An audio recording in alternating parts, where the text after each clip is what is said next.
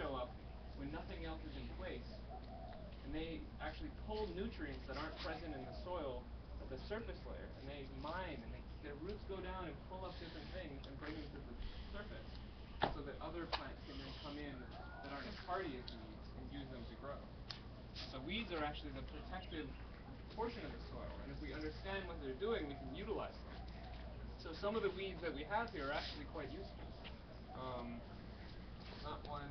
I don't have the halicola. Who knows what halicola is?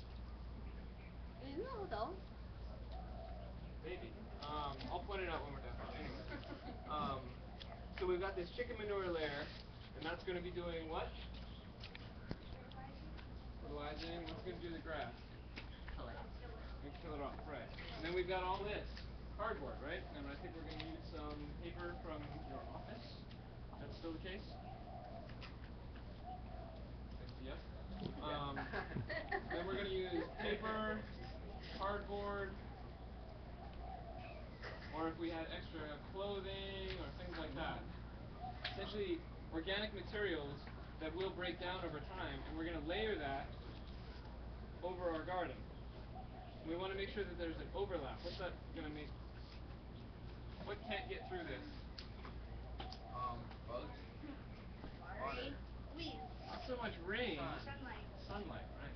And since this grass needs sunlight to grow, we're going to be further facilitating it dying off and dying back.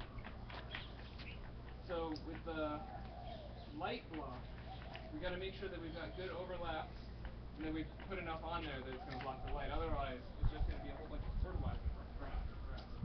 So why wouldn't they just put some kind of plastic sheet so sun can't get through? Well, what's a plastic sheet going to do to our soil? It's going to what? It's going to go into the soil? And when you put a plastic, if you're standing out in the middle of the day and you put a plastic sheet on, It's gonna get really hot. you get really hot. So that's called solarizing. So when you solarize your soil, it also helps to sterilize because it's heating up.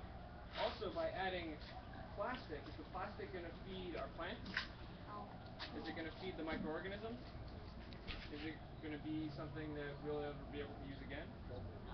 Probably not. So with the